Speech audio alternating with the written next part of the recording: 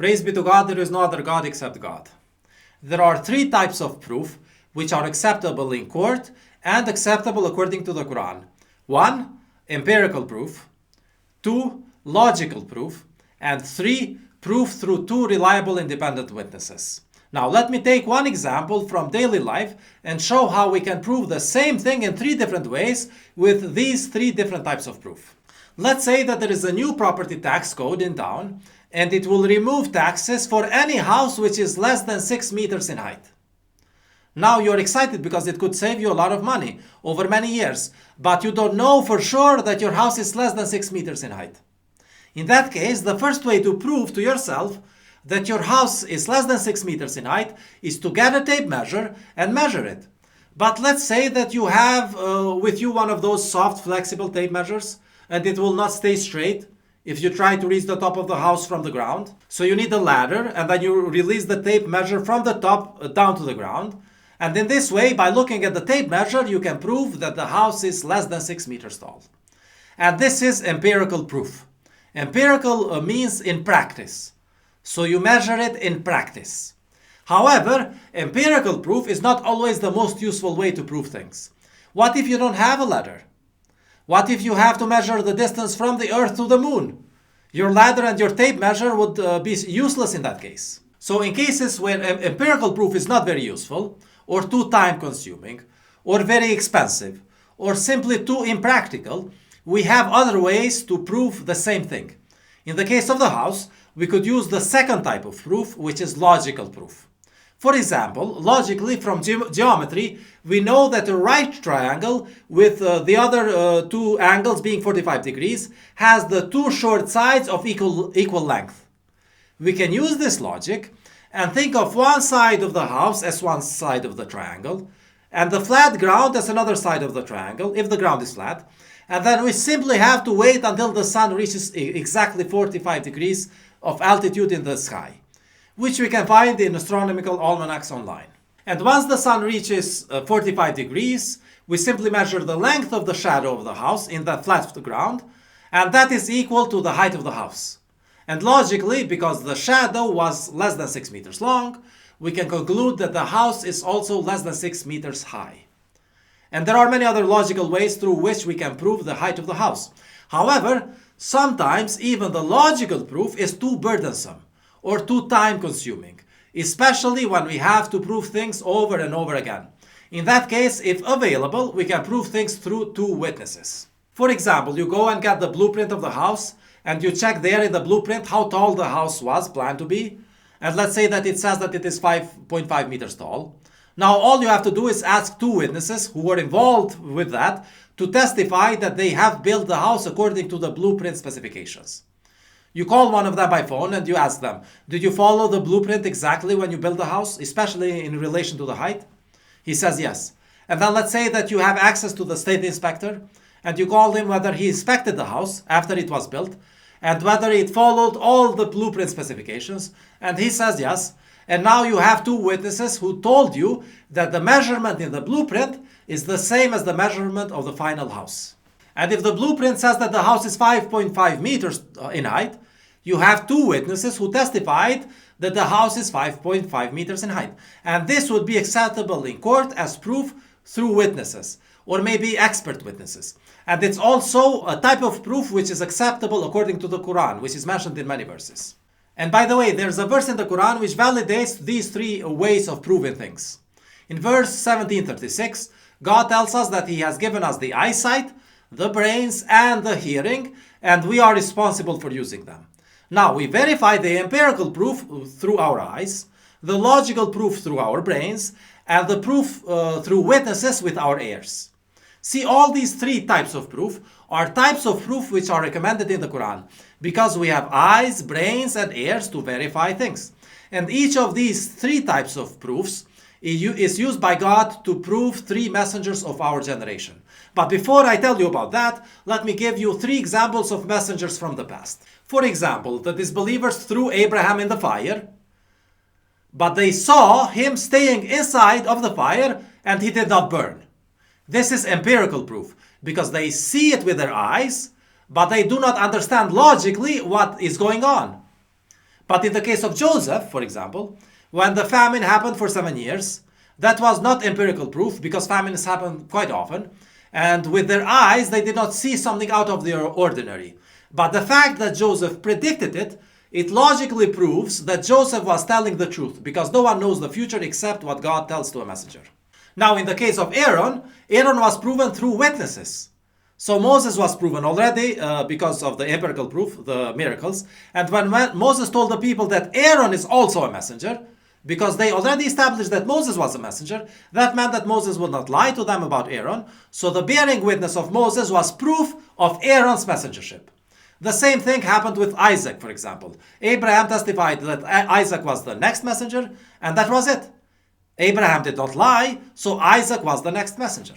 So these are the three types of proof from the Quran: empirical proof, logical proof, and proof through witnesses. And using these three types of proof, God proves the three messengers of today. Rashad Khalifa's messengership was proven through empirical proof. You can see and count certain numbers directly from the Quran without necessarily understanding the logic. And statistically, this proves that Rashad Khalifa was the messenger of the covenant. Now, Alban Fejza's messengership is proven through logical proof. After reading what the verses of the Quran and what they say about the clarifying messenger, logically, you can reach the conclusion that they must be talking about Alban Fejza. By the way, there's also empirical proof about Alban Fejza's messengership, but I don't like to emphasize it a lot because then it makes me look like an imitator. The purpose is to learn something new while proving a messenger through a different type of proof, because ultimately understanding the truth and that there is more than one way to get to that truth is more important than simply being obsessed with who is a messenger and who is not.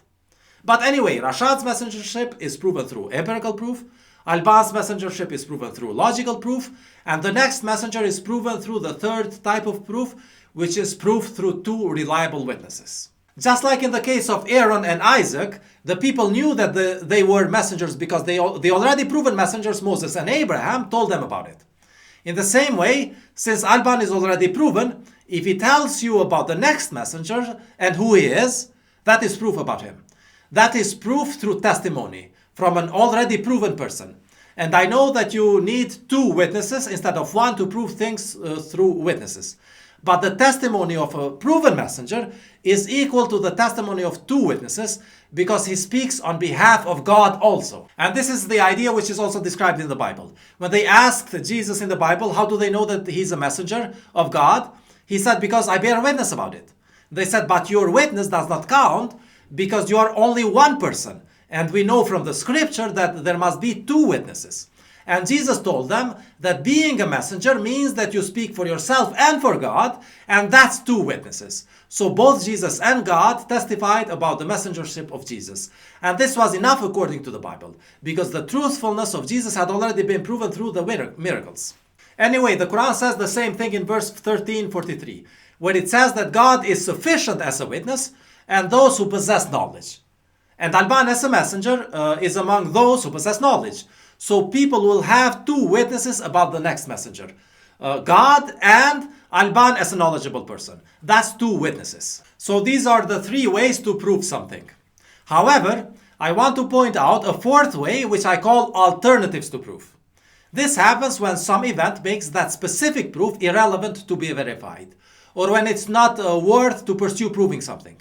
For example, if we go back to that example of that house when we proved that it is less than 6 meters tall, so that it can qualify for a tax deduction. Now let me tell you alternatives to that which make the proof irrelevant.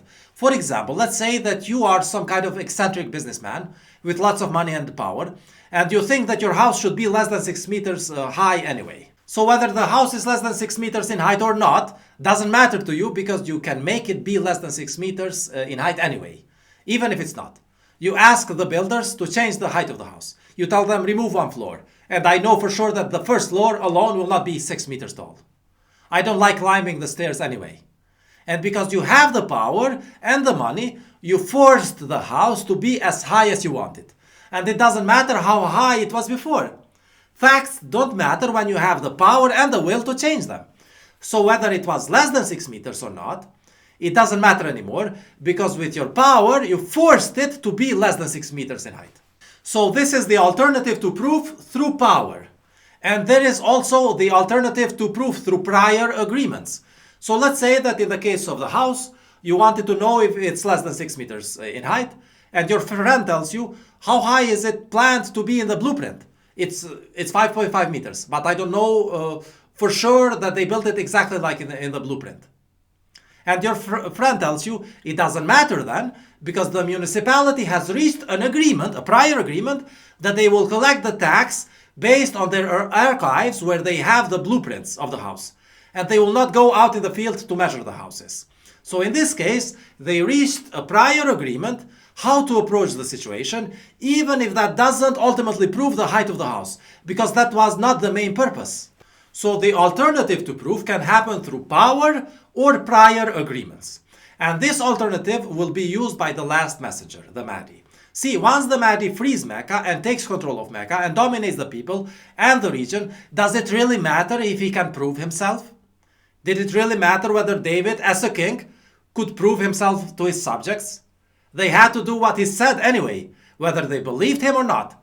He was the king. He ruled with power. Those who have the power don't need to prove anything. For example, if you have children, when they were infants, did you prove to them that milk is good for them before you gave them the milk? Or did you just give them the milk? And they didn't see the need to ask for proof because it was delicious. So in the same way, the citizens in the Mahdi state will feel good about their prosperity. So why would they bother to ask for proof when things are going as they want them to go?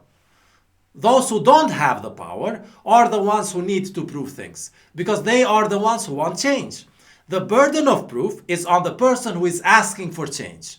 The one who says that things are good as they are, and no one needs to change anything, then he doesn't need to prove anything.